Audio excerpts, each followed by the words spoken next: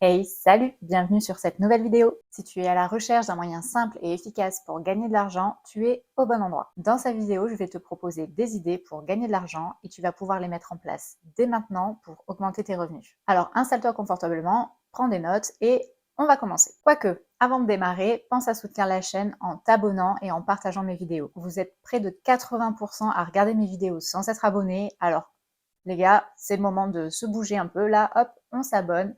C'est rapide, c'est gratuit et ça me soutient énormément.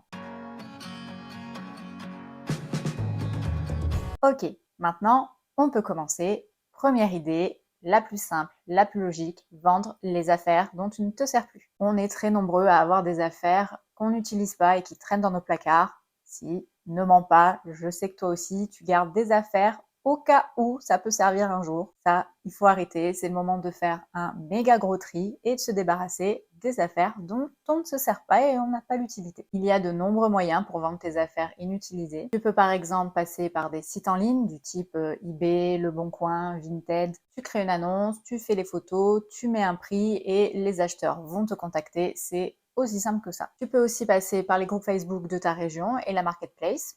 Après, là, je te parle des options en ligne, mais il y a aussi les options avec les magasins physiques, les magasins de dépôt-vente. Alors, le principe du dépôt-vente, c'est que tu laisses tes affaires dans le magasin qui va se charger de vendre tes affaires et ensuite, il va te rendre l'argent en se gardant une commission. Mais généralement, dans ces magasins, ils ont aussi une option de vente directe, où là, ils te rachètent directement les objets. Alors certes, tu gagnes moins d'argent parce que généralement, ils te reprennent les affaires vraiment à un prix bas, mais au moins, tu en es débarrassé, tu as l'argent directement et tu ne perds pas de temps à essayer de le vendre par toi-même. Ensuite, quand tu vas faire le tri dans tes affaires, alors certes, il y a les vêtements, les bijoux, les objets de décoration, les meubles, mais pense également aux métaux. Donc l'or, l'argent, mais également l'aluminium, l'inox, le cuivre, le plomb. Ça a une certaine valeur et ça peut te rapporter pas mal d'argent et crois-moi, je sais de quoi je parle. Donc pour ce qui est tes bijoux or argent, tu peux aller soit dans une bijouterie qui vont te les racheter, soit dans des magasins spécialisés en rachat d'or et d'argent. Mais il y a également, il n'y a pas que les bijoux. Si tu retrouves en faisant ton prix des vieilles pièces, vérifie, elles sont peut-être en or ou en argent, et ça, soit tu les revends à un numismat si c'est pour une collection, ou alors tu peux aller les revendre pareil dans un magasin qui rachète l'or et l'argent, et là ils te les rachèteront au prix du marché. N'oublie pas également la vaisselle. Dans tes placards, tu as peut-être de vieilles marmites qui sont en cuivre. Là pareil, tu peux aller dans des déchetteries, des recycleries qui te rachètent le métaux au kilo. Moi, c'est ce que j'ai fait quand j'ai vidé la maison de famille. J'y suis allée avec vraiment tout l'attirail, du plomb, de l'aluminium, les cadres de fenêtres qui sont en alu, de l'inox et aussi du coup, les fétous en inox, les bassines en cuivre. Donc tout ça, ça m'a rapporté pas mal d'argent et j'ai également retrouvé un service de couvert qu'on avait dû m'offrir quand j'étais petite pour mon baptême. Il était en argent et j'en ai récupéré 1000 balles. Je te dis ça comme ça, donc vérifie bien tes placards. Si tu as de la vieille vaisselle qui traîne, je te dis, ça peut vraiment te rapporter gros. Après, là, c'était de l'argent, mais comme je te disais juste avant, tous les autres métaux, cuivre, zinc, inox, tout ça aussi, ça a un coût, ça a une valeur. Alors, pas le fer, la ferraille, ça, je crois que c'est 10 centimes le kilo. Je te mettrai un tableau des prix. Après, ça évolue en fonction du marché.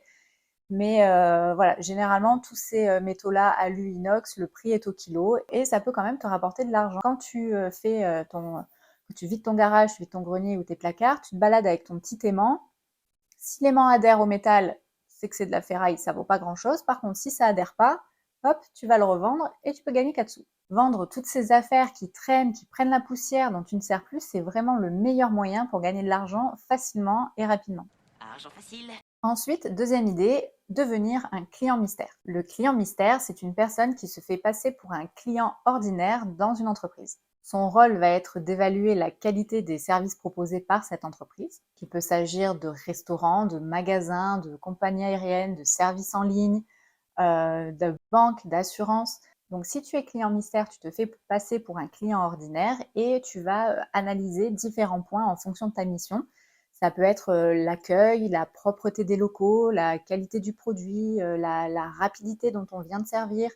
Ça dépend de tes missions. Une fois que tu as fait ça, le plus gros du taf en fait vient après, c'est que tu vas devoir rédiger un rapport. Il va s'agir là d'être le plus précis et le plus juste dans ce que tu transmets, puisqu'après en fait c'est l'entreprise elle-même qui a embauché un client mystère pour vérifier la qualité de leurs produits, donc ils ont besoin de ces informations pour réajuster leur service. Après, c'est plus un complément de revenu qu'un travail à temps plein, puisque tu es payé à la mission et ça varie, il me semble, entre 5 et 20 euros, peut-être plus si la mission est plus longue. Donc voilà, c'est plus un complément de revenu, mais après, il y a certaines missions qui ne sont pas payées, mais par contre, tu ne dépenses pas d'argent. Je m'explique. Je pense par exemple au restaurant où tu dois vérifier la qualité du service. Donc tu vas manger dans ce restaurant, tu gardes bien la facture et après tu te fais rembourser ton repas. Donc certes, on ne te paye pas pour cette mission, mais on t'offre le repas, donc au final, tu as gagné de l'argent. Une autre idée pour gagner de l'argent, c'est de monétiser ta voiture. Il y a pas mal de façons de gagner de l'argent avec sa voiture. Tu as par exemple le covoiturage, où là tu peux offrir des places à des passagers qui vont au même endroit que toi. Tu as des applications du type Blablacar qui peuvent t'aider à trouver ces passagers et à sécuriser le trajet. En gros, ça te permet de rentabiliser ton trajet en partageant les frais. Il y a également la livraison de colis et de nourriture. Il y a par exemple des entreprises telles que Uber Eats, Deliveroo ou encore Amazon Flex qui recherchent en fait des conducteurs indépendants pour effectuer des services de livraison. Une autre manière de gagner de l'argent avec ta voiture, c'est de mettre de la publicité sur ta voiture. Certaines entreprises payent des particuliers pour mettre des autocollants sur ta voiture et donc faire la publicité de leur entreprise. Donc là, les montants peuvent varier en fonction de la taille du sticker, de la durée de la campagne ou encore des trajets que tu fais. Si ta voiture est quasi tout le temps sur un parking fermé où on la voit pas, forcément, tu risques pas d'être intéressant pour ces entreprises puisque c'est pour faire de la publicité. Donc, il faut être visible. Et si pour le coup, tu te sers pas beaucoup de ta voiture, il y a un moyen de la monétiser, c'est de la louer. Tu peux ainsi gagner de l'argent en laissant ta voiture à des conducteurs pendant les moments que tu ne l'utilises pas. Il y a des plateformes pour ça, c'est WeCar et Getaround. Après, là, je te donne plein de noms d'applications et d'entreprises. Je ne les ai pas toutes testées, donc si tu veux t'en servir, je te laisse le soin d'aller les vérifier avant. Quatrième idée pour gagner de l'argent, monétiser ta résidence principale. Pour ça, pareil, tu as plusieurs solutions. L'une d'entre elles, c'est la location saisonnière. Si tu as par exemple 2 chambres dans ton appartement, tu peux louer cette deuxième chambre. Ça me rappelle d'ailleurs le livre de Raphaël Carteni, Des bancs de la fac à la liberté financière. À l'intérieur, il explique que ses parents lui avaient acheté un appartement et cet appartement avait 2 chambres. Et justement, pour se faire un peu d'argent, il avait loué cette deuxième chambre et quand il partait en vacances, il louait son appartement. Donc pour t'aider à faire ça, la plateforme la plus connue, c'est Airbnb, mais tu as aussi Booking.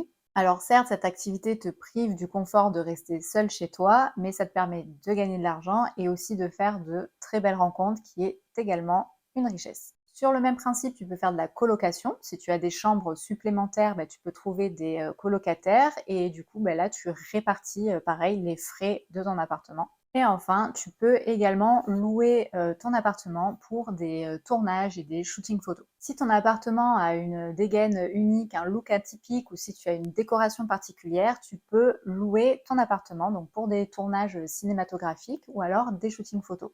Là, j'ai comme exemple la chaîne YouTube de Rachel et Emilien où ils ont racheté une usine et ils l'ont rénovée en lieu d'habitation. Et donc, ils mettent leur résidence à disposition pour des shootings photos. Et ça peut vraiment être pour tout, pas seulement des objets décoration ou de la vaisselle, c'est aussi pour des marques de vêtements. Ces marques, plutôt que de louer un studio tout blanc, fade et impersonnel, recherchent des lieux pour leur shooting photo. Idem pour les créateurs de contenu. Je pense par exemple aux créateurs qui ont un compte food ou enfin de nourriture. Si dans ton appartement tu as une belle cuisine ou une grande cuisine, tu peux la mettre à disposition à ces créateurs de contenu pour leur shooting photo et leur tournage. Cependant, attention, petit disclaimer, avant d'exploiter cette idée pour gagner de l'argent, vérifie bien les règles et les lois de la copropriété et de ton bail de location. Surtout si tu es locataire, fais bien attention. Par exemple, si tu veux faire de la sous-location, il y a des règles à respecter pour que ce soit légal. Donc assure-toi de bien respecter les règles et les lois en vigueur dans ta région. Et voilà, cette vidéo est terminée, j'espère qu'elle t'a plu, j'espère que ces 4 idées vont te servir et t'aider à gagner de l'argent rapidement. Pense à t'abonner si ce n'est pas déjà fait et je te dis à bientôt dans une prochaine vidéo. Ciao! Je reviendrai.